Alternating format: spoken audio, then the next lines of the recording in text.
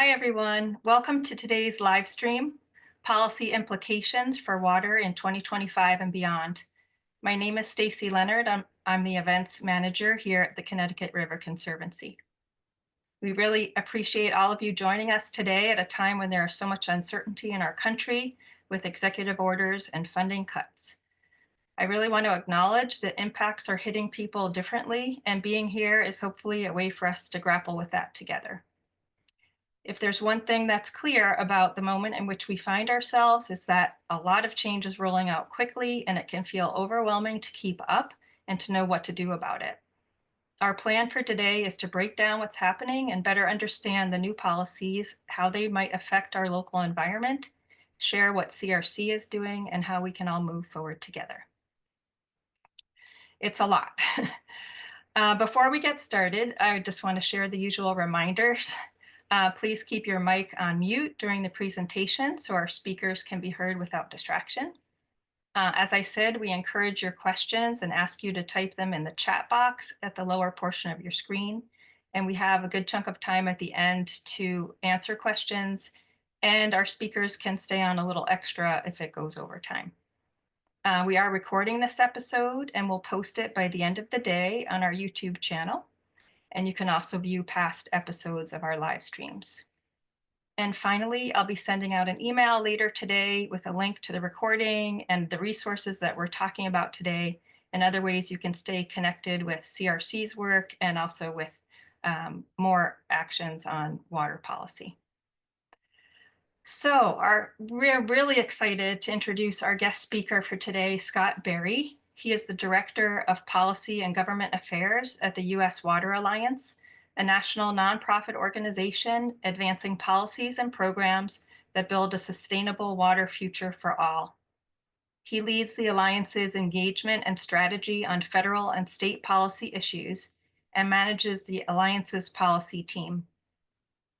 He also works on the Alliance's Value of Water campaign, serves as the content and management lead for the Alliance's One Water Summit, and oversees the One Water delegations.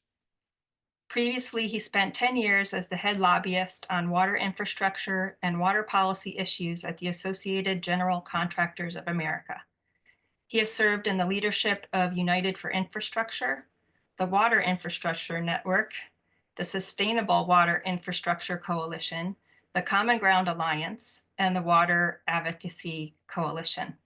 Wow, we are so thrilled and fortunate to have Scott here with all of his expertise. Scott will highlight today environmental policy changes since the election and help us make sense of this moment. After Scott's talk, we'll have our CRC's own Kathy Urffer, our Director of Policy and Advocacy and River Steward in Vermont, who will talk about CRC's approach to watershed-wide advocacy.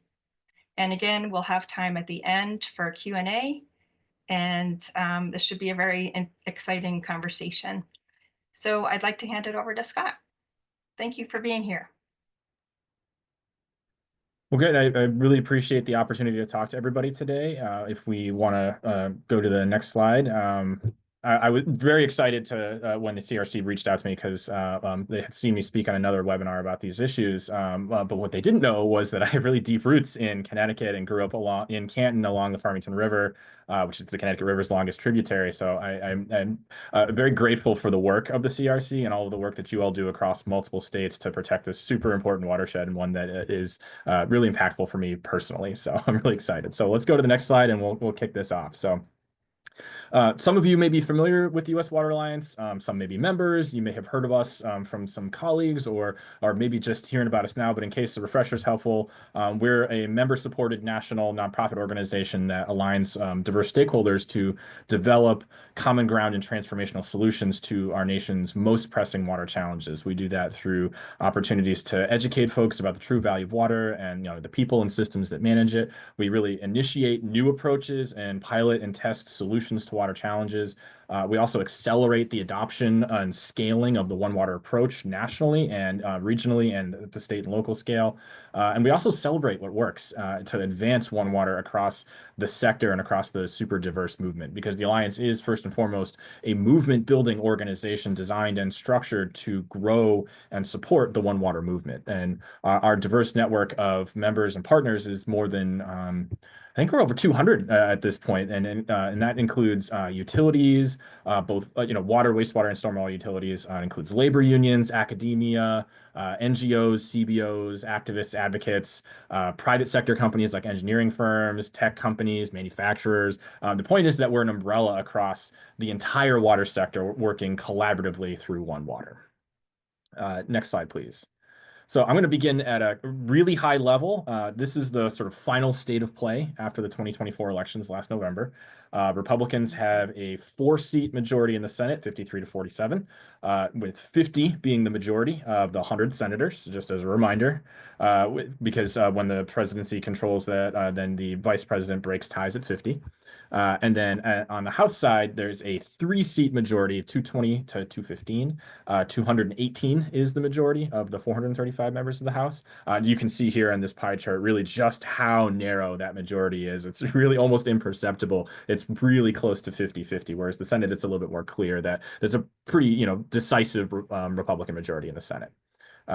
Next slide, please. You probably no doubt have heard Republicans achieved a trifecta with this election, which means that they have control of the presidency and both chambers of the legislature. And I think some historical context may be a little bit appropriate here. So this is a very busy chart of control of the Senate, which is sort of the top third of the block there, control of the House, which is the bottom third there, and that kind of like middle thin row is the control of the presidency. And so where all the colors line up, all three along the vertical axis, that is a trifecta. So that's when all three are in control of the same party. So trifectas generally aren't unheard of, but aren't exactly super common either. And for Republicans especially, nearly all of them have come in the modern era, have come like in very recent past.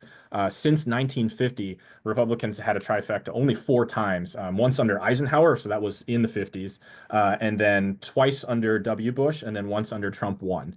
So those are the only times Republicans have had trifectas. Dems have had them over 11 times, and the last Democratic trifecta was in 2009 during Obama's first half of his first term. Next slide. So I'm going to dig a little bit deeper into what's going on in Congress. So I'm going to start with the Senate, which I said before ended up as a 53-47 Republican majority. So they have a pretty comfortable majority, the Republicans do, meaning that they could lose Senator Collins from Maine and Senator Murkowski from Alaska and still expect to have 51 votes for any policy. Now, Collins and Murkowski are the two during the last Trump administration that were sort of considered by Democrats and by the media in general as the most kind of gettable on kind of the kind of crazier policy and appointee votes. Both are sort of considered the moderate wing of the Senate Republicans, such as it is, though neither have really shown much interest in this Congress against in voting against policy or nominees so far. Looking ahead to the 2026 elections, which like I know, right, but that's what people like me have been doing since November. The map looks pretty similar to this cycle, and frankly, 2028 is actually pretty similar too, meaning that there aren't a whole lot of opportunities to convert Republican seats, plus a lot of defense that has to be played on Democratic seats that they really narrowly won. So converting 4 seats from Republican to Democrat is what Democrats have to do to take back control. In 2026, only 3 Republican seats look like they're kind of competitive. That's Maine, North Carolina, and Iowa. All 3 of which were won by between 3 and 6 points, which is still a pretty comfortable margin, but that's the closest margin is on those 3. And Democrats will still have to defend 4 seats that they each won with less than 50% of the vote. That's Georgia, New Mexico, Michigan, and Minnesota. Now, two of those are states that Trump won, and at least two of those also have retiring incumbents. So they're going to be open seats without the incumbency advantage. So they're generally more uphill battles there. But one potential new interesting kind of butt to this that kind of came out in the last couple of weeks is Senator McConnell's retirement announcement that could potentially make the safe Republican seat of Kentucky a more competitive if the popular Democratic governor of Kentucky, Andy Beshear, decides that he wants to run for the Senate, because that'll be kind of the end. He'll be term limited. This is his second term as governor, and it will be towards the end of his second term. So if he decides he wants to run, and if Republican or if Democrats are able to recruit Roy Cooper, who is another kind of popular Democratic governor in North Carolina, then we could really make a play there.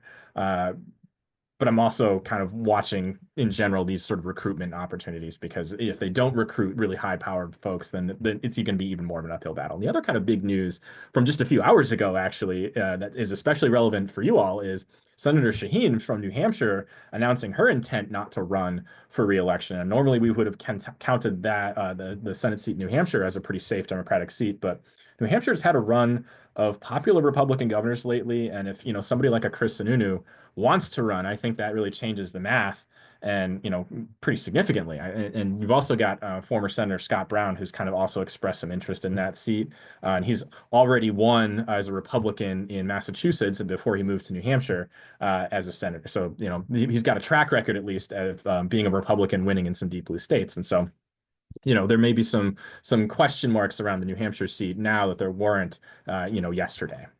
Moving to the House, the Republicans have really managed to cross the 218 seat threshold needed for a majority, but they did end up losing seats in the end, down to a 3-seat majority from a 5-seat majority. And believe me, 5-seat was no picnic for them. 3 seats been even worse.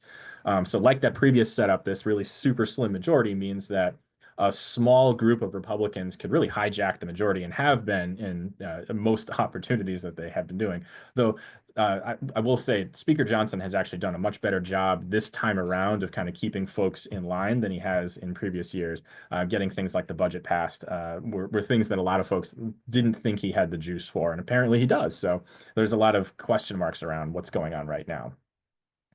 And kind of speaking of Congress broadly, the agenda really is likely to focus on the extension of the Trump tax cuts, immigration, and kind of general agency budget cuts and cutting spending. Those are the kind of big bucket things. They're trying to ram as much as they can through a single package, through something called the reconciliation process, which we don't need to get into the detail of, but we can get more into the detail of in Q&A if we want to do that. But so far, congressional Republicans haven't really been able to agree on a strategy for how to get these things through all in one package, or whether they should do it in multiple packages. And kind of all the best strategies they have now are still going to be pretty significant lifts. So there's, at least that. Democrats, though, seem to be kind of flailing. They don't really have a unified strategy for how to combat everything, and seem to be kind of either trying to hold their ammunition for bigger fights now while ceding a bunch of ground, which understandably is really angering their base, or kind of having some conflict in strategy, which sort of leaving them to really not do anything. Or it could be a combination of all of them. Really, the current focus by Republicans on their budget cuts to federal agency and their programs, and the sort of looming federal funding deadline. Remember, we're under a continuing resolution to fund the federal government, which expires at midnight on Friday. And so we're trying to figure out, like, is there going to be a government shutdown? What's going to be the funding picture for 2025, for the rest of fiscal 25, which will be the 6 months between March and end of September. So there's a lot of focus now on what Democrats are going to do, and are they going to try and hold their ground? And, frankly, I think, what good is negotiating levels of spending on particular programs if the administration is just going to say, we're not going to do that anyway, we're just going to do what we want. And so I'm not really sure what Democrats are trying to achieve without guarantees that what they actually negotiate will go through. So a lot of Democrats are also really worried about looking like hypocrites after bashing Republicans over their role in shutdowns of the past. And so they're like, oh, we don't want to be part of the shutdown party anymore. And kind of Democrat tools to bend Republicans to their will are going to continue to be limited, but they really seem consistently hesitant to adopt the let's call it the insurgency style minority that Republicans have employed against them for years. I also really expect the deregulatory agenda to show up in Congress, not just in the White House, but also really in Congress. So this will include the sort of cuts that I just talked about to agency budgets, especially staffing. That's come up quite a bit in Republican circles already. And we've also got some key Senate Republicans who are already talking about specific water regulations that they have in their crosshairs on things like PFAS, which I know is a growing kind of concern in places like New England, but also on the Biden lead and copper rule improvements. That's another one that has been kind of rising to the top in terms of water regulations that people are discussing. I mean, I don't really expect specific focus on things like cuts to water infrastructure funding, but I do think that water infrastructure funding is likely to be cut up in like large across the board cuts that seem to be happening across the federal government, that Congress will continue to push both for the rest of this fiscal year and for the foreseeable future. And honestly, we did see that on Sunday. They released their template for what to do for the next 6 months of the fiscal year. I just mentioned like we've got this funding deadline coming up, and so the bill that Republicans have put out is focused on cuts, and there's about a 52% cut to the state revolving fund program, for example, which is the main way the feds fund water infrastructure. So that's a big cut. Next slide, please. On the executive branch side, Trump is really claiming a big mandate and endorsement of the Republican people, or endorsement of the American people, rather, of the kind of Republican MAGA agenda. And elements of this agenda, like mass deportations, major tariff increases, still poll really well. They remain really popular. And in a lot of ways, his governing agenda is really going to be shaped by this belief of the massive mandate he has. You've seen that a lot of times already in what he's talked about, if you listen to what he talks about. I know some folks don't have the stomach for it. So the big question is, what does the Trump administration do with what they believe to be a broader mandate and kind of less internal and external checks on them than before? We've seen this big flurry of executive orders and actions and memos that really are trying to set the tone and direction for the federal government. And this has caused quite a lot of hurt and panic and a lot of confusion for nonprofits, especially. And a lot of questions are like, can they do that? And so I want to clear up a couple of things. So executive orders are directed at the federal government. It's how the executive wants the federal agencies to be managed. They can't direct how non-federal executive branch entities like states or private organizations do things. Now, this is really super important because we don't really need to imagine more power for the administration than it already has. We need to be constantly asking ourselves, what are the real constraints in policy, and what are the imaginary or feared constraints based on this sort of like what they want us to think about their power, right? So executive orders are often said to have the force of law, but are not themselves laws. They are generally not self-executing or self-enforcing, meaning that they require some kind of implementation in the form of regulations or policy changes to be enforceable. And this is a really important distinction because the regulatory process is itself subject to a lot of existing laws and executive orders and a lot of like case law and jurisprudence. So bottom line is that they can't do stuff by executive order that creates laws. They have to create an executive order that directs agencies to make policies like regulations, which are subject to a big review process. So there's a lot of steps that have to take place. They can't just like create policy by fiat with executive order. They need Congress to do a lot of that. And not to say that Congress is going to put up a lot of resistance, but there are a lot more tools in Congress than there are at the executive branch level. I do want to talk a little bit about EPA. We have a new EPA administrator. We're starting to get a bit of a window into what his thought process is. If you don't know Lee Zeldin, you can kind of be forgiven for being unfamiliar with him. He was not on anyone's expected nominee list. He's a former member of Congress from Long Island, and never been considered an environmental expert, but was a super vocal defender of Trump in Congress, especially during both of his impeachment trials. And he really ran a Trump-style campaign for governor of New York, coming within 5 points of a sitting governor running a MAGA-style campaign in New York. So there's that. He's not a complete buffoon. Well, I'll leave that up to you guys to figure out. But his lack of environmental policy background to me is a signal that they're not really interested in the details of environmental policy. Zeldin's the kind of guy that you pick if you don't really care about the nuts and bolts details of how the agenda gets accomplished. You care more about selling the actions you take to people. Like the things that he brings to the table are kinds of communication skills, especially audience adaptation and loyalty.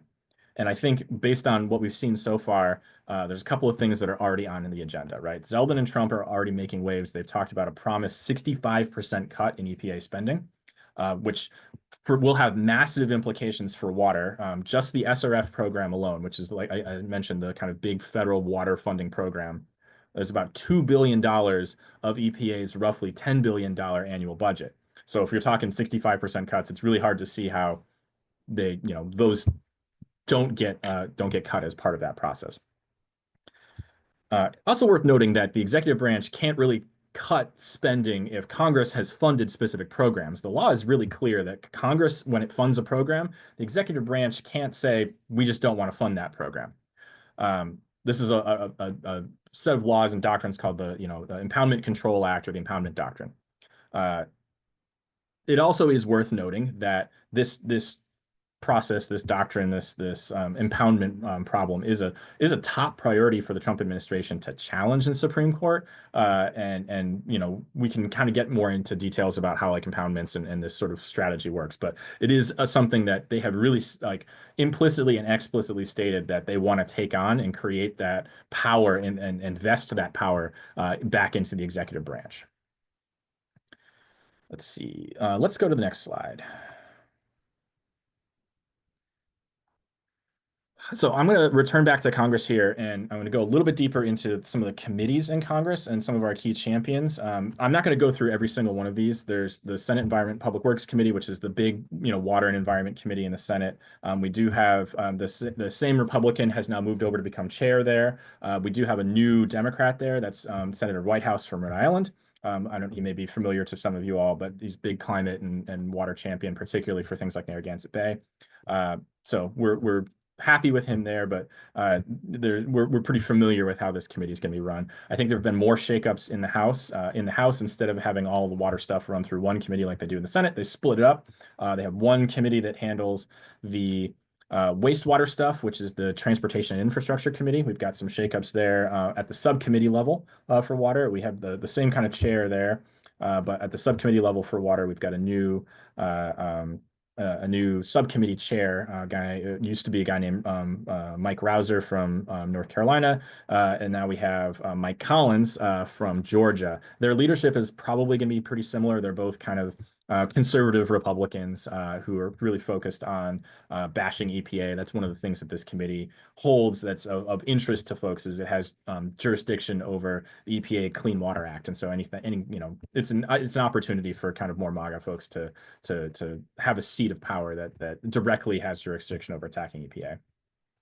The other kind of major shakeup is on the Democratic side of that subcommittee, where we used to have a woman named Grace Napolitano, representative from California, who was a really great, strong water advocate. And now we have a new person named Representative Frederica Wilson from Florida, who is not as strong yet. We're kind of waiting and seeing. I mean, she's been around Congress for a while, and we're just sort of trying to wait and see what her kind of role and how strong she wants to be as an advocate for water infrastructure, for water funding, SRFs, et cetera.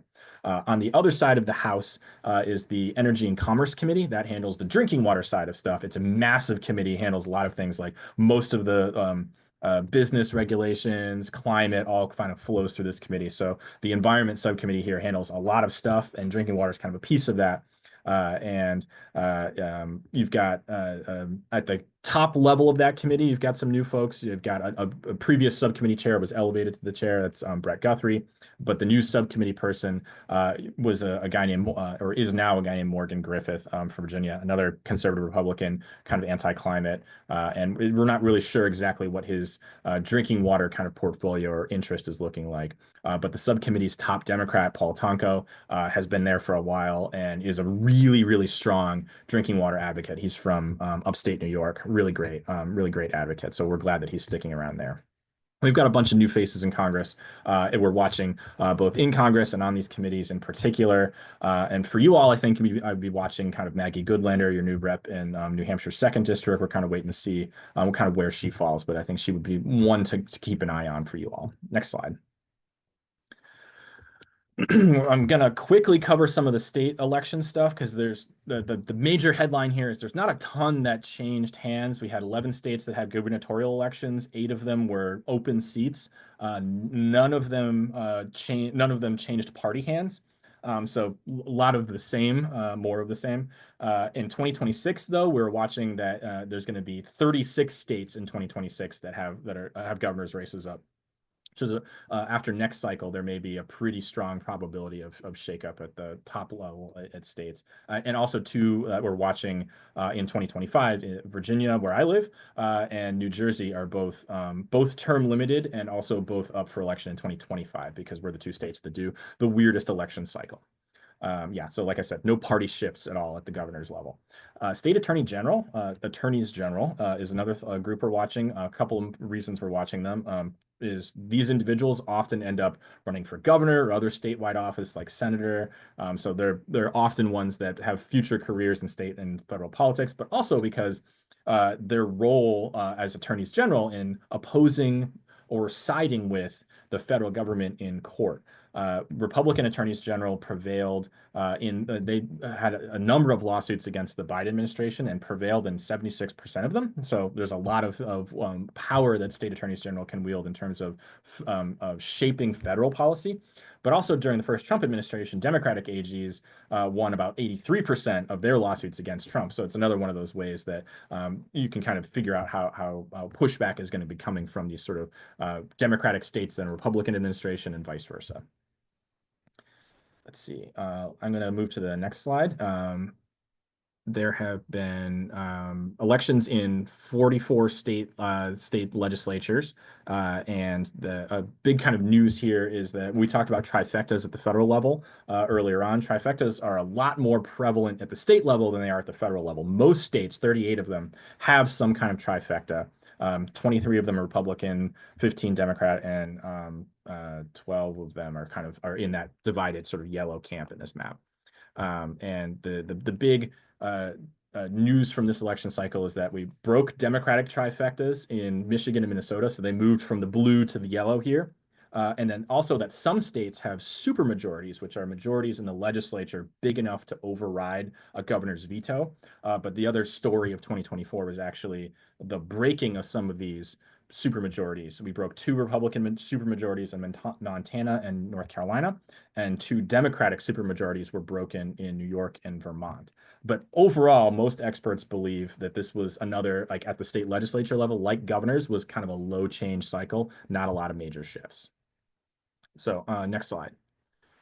I'm not going to cover all of these ballot measures, but these are a couple of ones that I wanted to highlight. It's important to, I think if you take one thing away from this slide, I think it's really important to see the overwhelming support for all of these. These are all of the major water funding ballot initiatives in the 2024 cycle. And you can see that the vast majority of them have really, really strong support, which to me is an indicator that state level action is going to be really, really key for the future of water funding. You know, you've got big bond packages like the $10 billion package that passed in California, which included about 3.8 billion of water, like drought and flooding and water assistance funds in California. And then you've got really interesting, unique financing mechanisms that are being passed, like Proposition JJ in Colorado, which is expanding the sports betting as a funding mechanism. So a portion of the revenue from sports betting goes into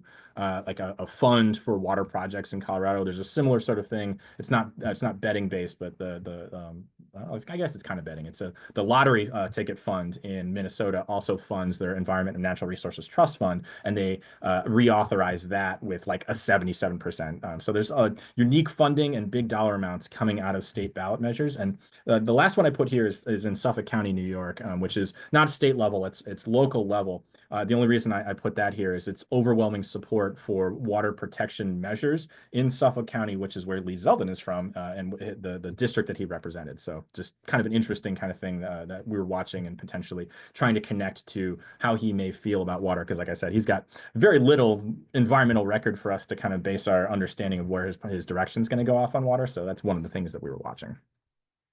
Next slide. Yeah, so I wanted to point out that there's a number of opportunities that still exist. And this is focused on the state level because I think that's where a lot of your all's work is going to continue to be. But I think a lot of these things also apply at the federal scale too, just maybe in narrower, different ways. But I think funding for water is going to be one of those places, like you saw just on the bond and ballot measure approaches. There's a lot of good support at the state scale for bond and ballot measures. And in fact, we've got a poll coming out in a couple of weeks. So you all, it's not public yet, but you'll be the first ones I tell that this is going to happen with this first question. The first time we've asked the question, would you support a bond or ballot measure in your state that funded water infrastructure? Relatively generic question, but was the first time we wanted to kind of at least get a marker out there of like, would people support that? 80% of people said, yeah, I would absolutely support that. And like the support was the majority of that, you know, you got the like very support, somewhat opposed, very opposed. The majority of them were in that very support level. So we've got really strong support, both demonstrated by the bond and ballot measures, but also demonstrated by polling that people like voting for funding at the funding for water at the state level. So that's a big opportunity there. I think there's also public awareness opportunities at the state level. We just came out with a policy brief that really focused on how states can use public awareness campaigns to educate people on water and water funding and how that drives support for water investments at the state level. Texas is a really good example of that. They've put billions of dollars in a red state into funding water infrastructure because of public interest and public awareness campaigns they've invested in. And then workforce and affordability are another areas that I think are opportunities. I think it depends quite a bit on state to state and kind of region to region how those sort of work because the drivers of workforce development and affordability are kind of really different from place to place. But I do think those are opportunities where you're seeing more interest on the workforce side because of the economy and the connection to jobs and kind of like how people work and the long-term workforce kind of like outlook, especially for sectors like water. And then affordability is one of those things where it's just how much you have to pay for things like water or eggs or clothes or groceries, like all this sort of like how much different things impact people's everyday, you know, wallets and bottom line for their bills is consistently going to continue to be in the kind of top of what people are talking about. So I think framing you know, water funding and water infrastructure around the concept of affordability and how people are able to afford or not afford their water is one of those things that I think is going to continue to drive through. Last slide, please. Oh, yeah, that one. So very brief final plug. If you're interested in any of the stuff I talked about or in connecting with a bunch of other water professionals, we've got a big water conference coming up in July in Pittsburgh. It's the One Water Summit. Lots of water stuff, you know, talking about big vision, bridge to brighter future stuff, water as a uniter stuff, kind of actualizing what I just talked about, like how do you put some of these things where the rubber meets the road on water at the state or regional scale, practical solutions to challenges, peer exchanges among different kinds of folks. A lot of stuff going on. Go to onewatersummit.org and I can share that in the chat or we can send it up in the follow-up email. But a lot of cool stuff happening and we'd love to have you there. It's a big conference. So I'm going to say that's it for me. I know that was a lot. Thank you so much, Scott. That was amazing and a lot of information to digest, but we are recording so people can go back and review as well. We're going to now introduce Kathy Urffer, CRC's Director of Policy and Advocacy, and also the River Steward in Vermont. Talk about federal impacts for CRC. Thanks, Kathy. Thanks. Yeah. Thanks, Scott. There's a lot of really great information, and I will just make a few points here, and then we wanted to leave a lot of time for people to be able to ask questions and have a discussion. So as these changes have been occurring, you know, CRC has been thinking about how to respond, what we need to do to pivot, and things like that. And so one of the things that's been made clear to us in terms of how people may engage in response to some of the federal decisions and you know, in reaching out to our congresspersons, right, is that we really need to reach out a little more broadly. So we, I think, are pretty typically in the habit of reaching out to our own congressional delegation based on the state that you live in. My understanding is that calls and emails to the White House directly and to committee members who have oversight over a particular issue are good to reach out to. And especially in situations where you're informing your own delegation of a concern, and then you're simultaneously bringing that concern to the committee members. So for instance, you know, the committees that Scott mentioned, or the Committee on Natural Resources. So some of the impacts to our federal funding, I think a lot of the environmental organizations all over the country are trying to figure out how to pivot as we see what's being played out in the federal funding sphere. So for us, about 27% of our current grants are come from federal sources. 6 of those 20 federal grants are frozen right now. Our largest grants are the federal grants. We cobbled the other sort of 75% are cobbled together through state grants and private foundations. So for us, that means that's about $12 million, that $12 to $13 million that are on hold right now for the work that we were intending to do. A big chunk of that is a Regional Conservation Partnership Program grant that was going to fund restoration projects in the state of New Hampshire. And, you know, in each one of these cases, the financial funding may be coming through different pathways, right? So that almost $12 million, the RCPP program, is a program administered through the Natural Resources Conservation Service, and that funding comes through the Farm Bill, right? So it's like the Agency of Agriculture is the one that would actually have oversight in that situation. We also have about $500,000 on hold through a cooperative agreement with U.S. Fish and Wildlife Service, which would have been used to upsize a bunch of culverts up in the Mohegan River area of Vermont. So we're not sure if we're going to be able to do that work.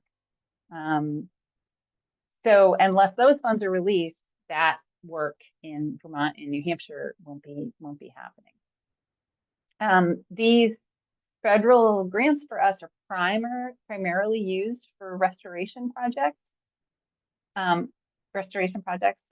One, which was just recently released that we're grateful for, was a cooperative agreement with the U.S. Fish and Wildlife Service, and that funding helps to fund some of our migratory species work. And Kate Buckman, who's our aquatic ecologist, and some of our members may remember that Kate is the one who recently developed a sampling protocol and identified the presence of short-nosed sturgeon, which is a federally endangered species, above the Turner's Falls Dam and above the Vernon Dam. So we're glad that funding got released, so he can continue to work on those efforts around migratory fish and other aquatic species. Another concern really is that a lot of the federal funding that comes to us, because we're using them for restoration projects, is really passed through to other local, either engineering firms or contractors that we're hiring to do the work in these restoration projects. So unfortunately, that means that those local businesses are also being impacted because we won't have the money to like pass it through to do those types of jobs. And then, as Scott mentioned, another concern is, whether there will be a federal shutdown that might occur if the budget doesn't get passed. And we'll see how that goes. We've been through this, and I think under any administration, we sort of have to pivot. And so it's fortunate that I think we're an agile organization, and we can find our way through these. So that's kind of the federal funding realm. from CRC's perspective and how it's impacting us in the communities that we work in. The other thing that's happening through some of the executive orders are an attempt to have more executive control over some of the federal agencies, many of which were purposely set up as independent agencies. One of those agencies, for example, is FERC, the Federal Energy Regulatory Commission, which we have been engaging with a lot over the past 12 years because of the relicensing of the Wilder, Bellows Falls, Vernon, Turner's Falls dams and the Northfield Mountain Pump Storage Facility. So in that case, that executive order directs the agencies to submit what are considered significant regulatory actions to the White House for review. And it attempts really to make the president and the attorney general the decision makers on how to interpret final rules that are under the purview of some of those independent agencies. And this is an attempt to expand presidential power. So that's something that we're paying attention to and will be trying to respond to, and may need, in terms of like our strategy for how we engage, we may need to pivot. So traditionally, as a 4-state organization, CRC has really focused on state level advocacy. And there have been times when, larger federal issues come up where we try to support some of the other organizations that are working more on the national scale. What I'm anticipating based on what we're seeing happen is that we may need to be calling on our members more often to actually respond to some of the federal policy decisions and the things that are coming out of the federal government. So, I think if you're interested in supporting with that work, both on the state level and the federal level, it's important to make sure that you're signed up for our e-blast. State level kind of action alerts go out to the state specific email lists, and we have one for each of our watershed states. If there are action alerts that are kind of focused on federal level action, those will go out through our general e-list. So you're welcome to go to ctriver.org and sign up for the list. And if you are already on any of our email lists, at the bottom, you can check your subscriptions and alter which lists you want to get. And then the other piece of that with the pivot is we obviously are going to be relying more on donors and members to support our work with these, with the shift in the funding landscape. So, always as a 501c3 nonprofit organization, we need support from our members. And I would say, we need it more than ever right now, but we are definitely going to continue the work that we've been doing for almost 75 years. And we're not letting up on protecting our rivers and communities' access to those rivers. So with that, I will, we can just move to the next slide, and I'd love to be able to open it up for questions and any discussion. Great. Thank you, Kathy. There's a lot to digest, and people are starting to put questions in the chat, and I encourage people to keep doing that. But I will start reading the questions and shoot them off to our speakers. So Gia asks, the Fed's massive attack on forests is a major concern. Impacts on water will be significant. I'd like to understand these foreseeable results should the Fix Our Forests bill be passed and implemented. Maybe Scott, can you speak to that bill? I can try. I don't have a ton of experience on the forestry side of the shop, except in how it relates to water, and the Fix Our Forest bill isn't one that I work on directly. I do know that my understanding is that it kind of exempts a lot of forestry activities from oversight of things like NEPA, which is the National Environmental Policy Act, and kind of the sort of oversight of, or the foundation of all kind of environmental oversight. So things like logging and clear cutting and things like that.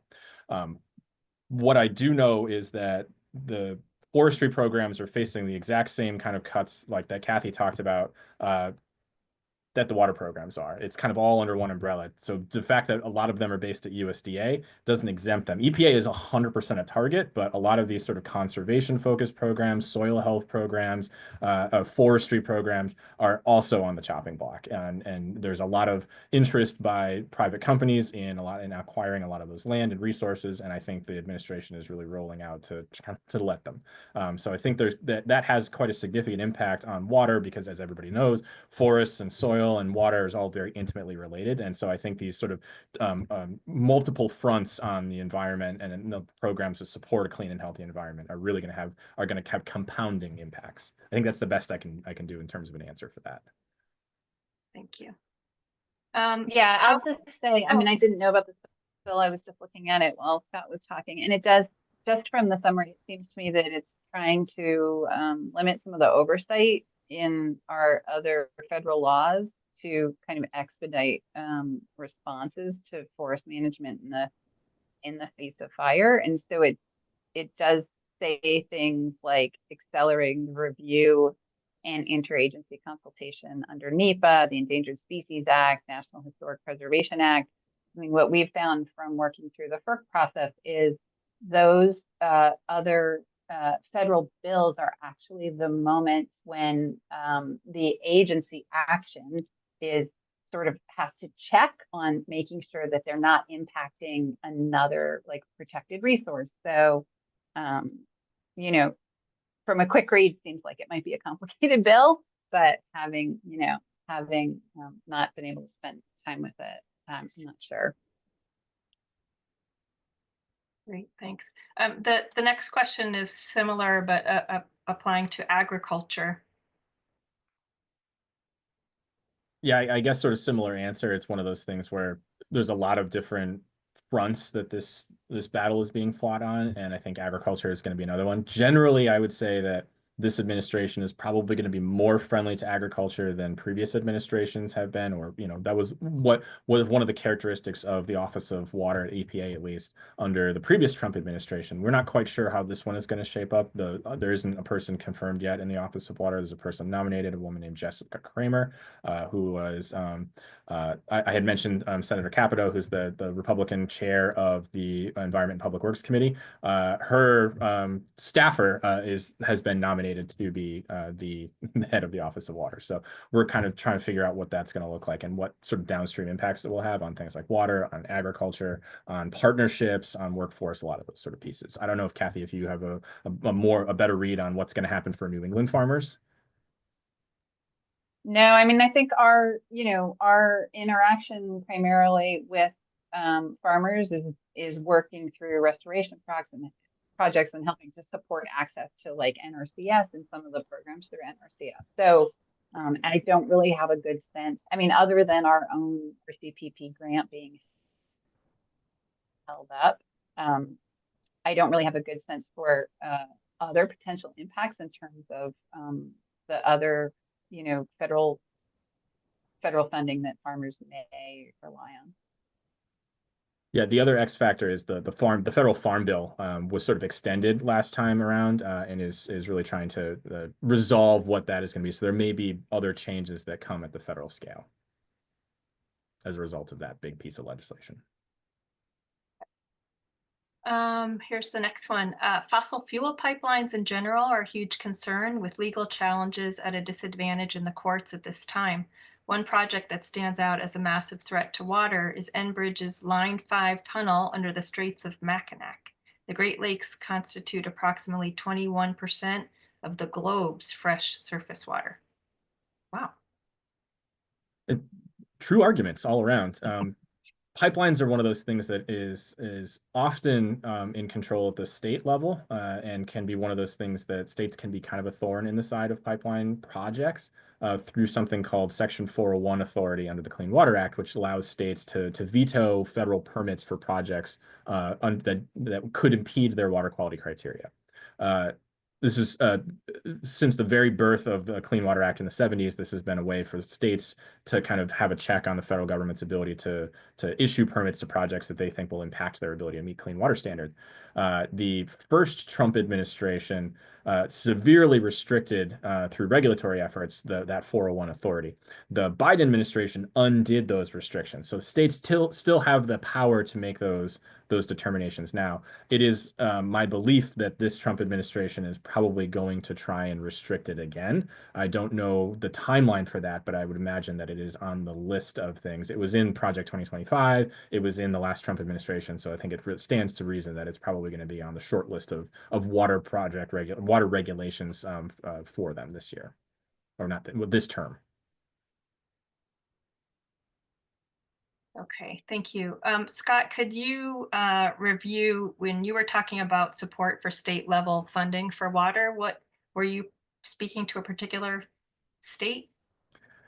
So I was using some of the states that had voted for the bond measures and ballot measures as indicators that generally across the board, because you had Washington, Rhode Island, Colorado, Louisiana, California, Minnesota, like these were a pretty wide range of states, and all of them voted really overwhelmingly in favor of water in the election. And also the polling that we have done is pretty across the board, you know, from regional, whatever the demographic breakdown, male, female, Republican, Democrat, generally folks are in favor of voting for bond and ballot measures at the state level or for water infrastructure funding at the state level. And so I think my point is that generally states are a good place to start to focus that fight, but it wasn't like a specific state was good or bad at that. Got it. I hope that clarifies it. Thank you. Okay, how to best relate to state agencies such as Mass DEP and DAR funding and regulatory oversight on local issues? I'm going to let Kathy try and take that one since it's about local and state. Yeah, I'm not sure if I understand the question. Carol, do you want to If Carol's still here. Oh, there she is.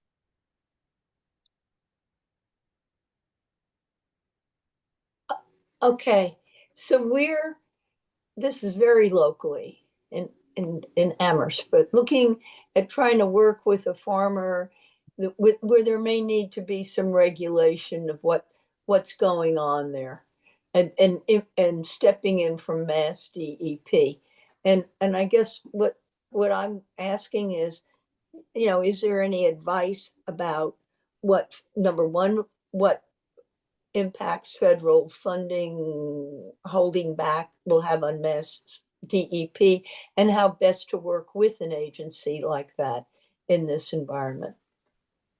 Yeah, I mean, I think this is where we can be grateful that we have like separation between federal and state government. There are definitely, I think each state that we work in, there could be different types of impacts depending on what type of federal funding they have coming through to the state. The state structure itself, the laws that, govern that state, and the staff, are still in place. So what it sounds like is, for an issue like that, you need to understand the state law, understand any rules that have been developed as a result of state law. And then if it's like an enforcement issue, then, walk through the enforcement process with Mass DEP. I feel like if you have, the other thing is this is partly what our river stewards are here to help people do. So you could reach out to Nina Gordon Kirsch, who's our river steward in Massachusetts, and she may be able to help a little bit with that. But I feel like the processes that exist in the states still exist, right? And we don't really have any reason to believe that the process for following up on something, someplace where you may have a concern is it should be completely functional. Thanks. And I think, like, to underscore Kathy's point, the overall, the federal cuts to programs that we've been talking about is intentionally designed to shift the burden of undertaking these programs from the federal government to state governments because of the philosophy that states are better stewards of the environment and better at whatever states' rights. But most states have balanced budget amendments or rules that require them to have balanced budgets, and so can't afford the burden of taking on these additional responsibilities. So essentially, it's making cuts at the federal level to force states to then make hard decisions about how they prioritize programs at the state level. That is an intended outcome, an intended consequence of this. Great, thanks. I just want to remind people, just as we're getting near to the end of the hour, we have a few more questions posted here, and we'll ask them all. And our speakers are able to stay on for an extra 5 or 10 minutes. So if you have that time, you're welcome to stay on as well. And you can put your camera on, and we can do questions by verbally after this. So if you do need to leave by 1, we were really grateful to have you here today. And please continue to stay in touch. We'll be sending an email with all the resources that were talked about today and ways to stay connected both to Scott and to CRC's work. Okay, so back to the questions. This is from, we have a state rep from Connecticut here, Mary Mashinsky. It has 2 questions. Best way to train more sewage treatment workers, examples? That is a complicated question. A seemingly easy question with a very complicated answer. There are a lot of different ways to develop the water workforce. There are training standards that can be put in place. There are reciprocity agreements from state to state that can be put in place. We have been doing some really interesting work with workforce collaboratives to create labor sheds because sort of solving the water workforce at a local scale or even a state scale kind of piecemeal isn't really working, particularly in when we have the scale of the problem that we do now with something like 40% of the current water workforce is eligible to retire in the next 10 years. Like that's a massive problem. And we're trying to figure out what the right solution is that is. I don't think there's a single silver bullet that says this is the right way to train more water workforce workers. I think there's a lot of different kinds of solutions, and we actually just put out a really great white paper on this, and I'm happy to pass along to you to get some ideas flowing at the state level. And we're also happy as the Alliance to work together with CRC or others to kind of engage with your office to workshop and brainstorm some ideas if you're interested. Sure. And I wanted to let you know, I also work for a river organization in my private life. So man, I wish we had more I'm a reps river like person that. too. I work for River Advocates of South Central Connecticut. So that's my other job. Fantastic. Wonderful. Thank you for being here today. I really like your second question. I think it's one that a lot of people may be thinking, can we fight, and I'll say, how can we fight the closing of the Hadley, Mass. U.S. Fish and Wildlife offices? Apparently closing is due to work on biodiversity and DEI issues. They don't know the difference between biodiversity and diversity, equity, and inclusion. The computer just pulled out anything that said diversity because these people are just idiots. No argument, but yeah, the closing of federal spaces and federal offices is an ongoing part of the dismantle the federal government strategy. I think the federal labor force is probably the best tool we have right now to fight some of these things, but in general there's a lot of leeway that the executive branch has in how it governs employees and how it governs staffing and facilities and what gets closed and what doesn't.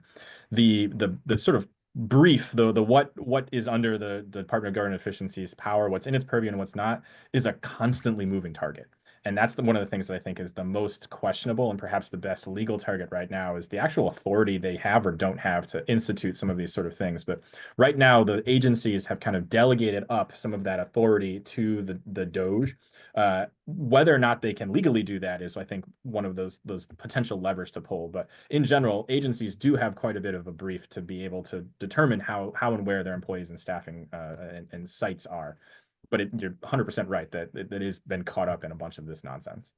Well, the other, if they do get the authority to do it, would Massachusetts purchase the building and try to keep this operation moving? It could be a potential strategy for states to fight back on some of these things, is to in-house some of these workers and programs into the state scale or to the regional scale. Okay. I think that's a longer term solution to a short term problem, though. Yep. Thank you. Great.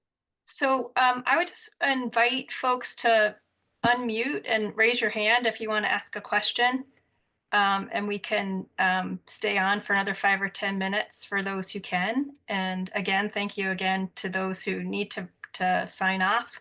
We're thrilled to have Scott Berry here with us today to share all this information, so much information that's coming out so quickly all the time and changing. So stay in touch with us and with Scott, and we'll again share those contacts in an email today.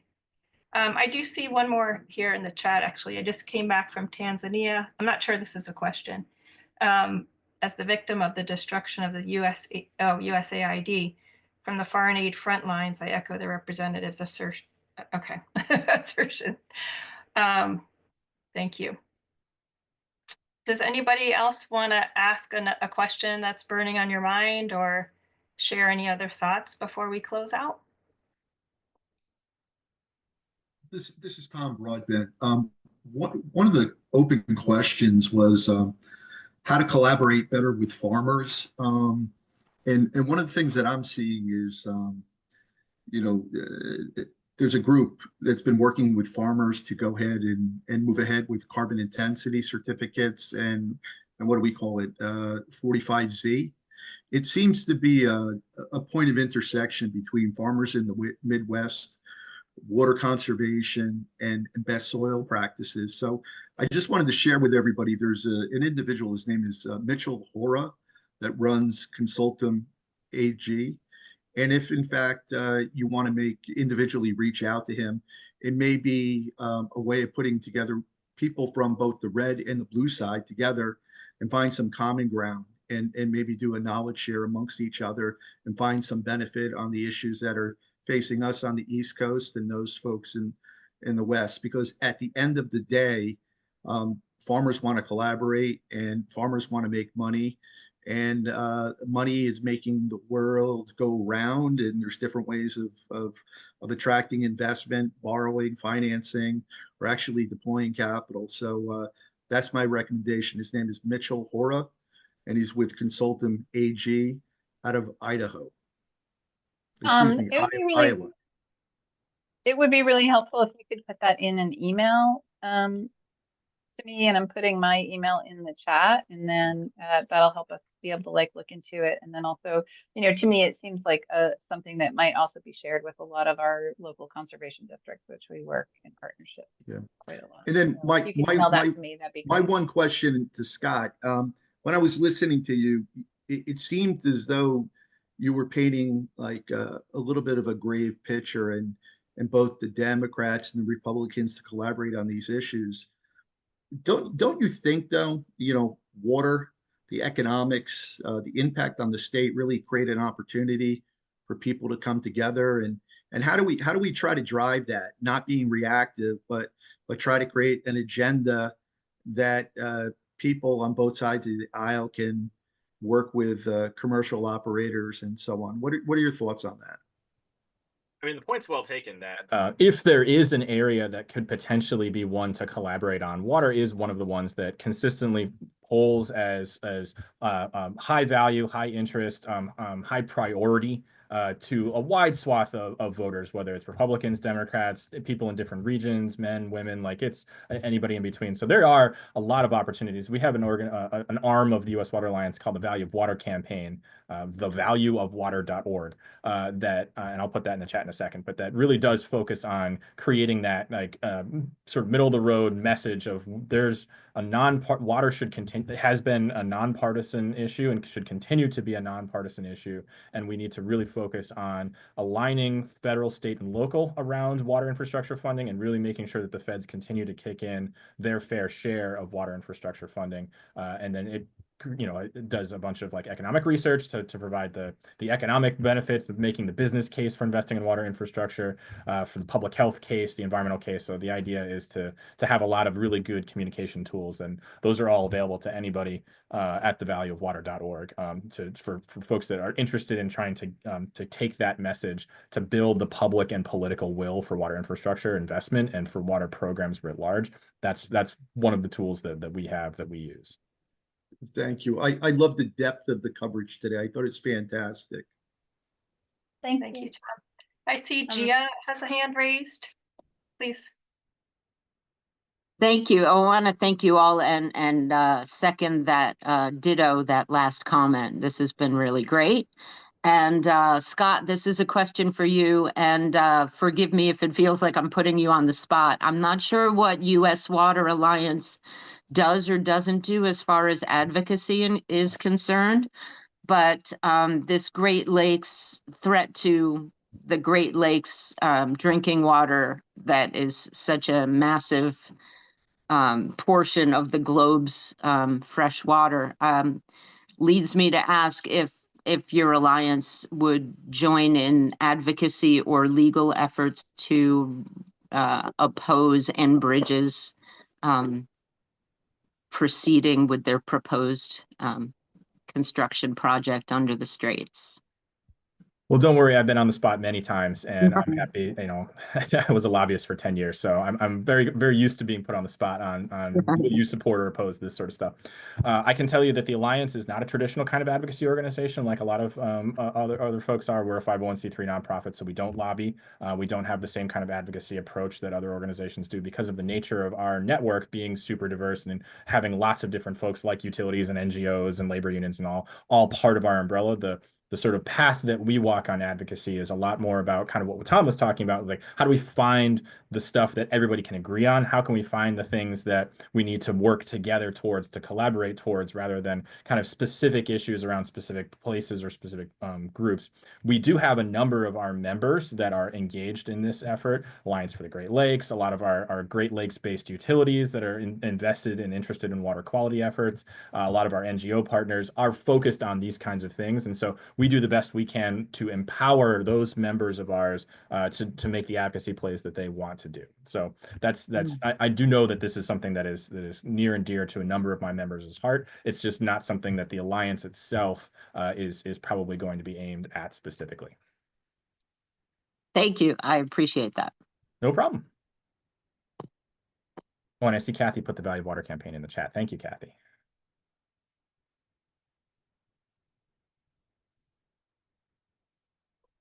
I know my email's on the slide, but in case folks want to reach out with anything else, I will put mine in the chat as well. Just a reminder that we'll be sending an email later today with everybody's contacts and some of the resources that were shared, and hopefully even a copy of the slides. So I just want to say thank you to everyone for spending this hour with us. It was very rewarding and full of information. And we hope you'll stay connected both to our work and Scott's work and continue in the fight together. Thank you so much to Scott, particularly for speaking today, and to Kathy representing CRC.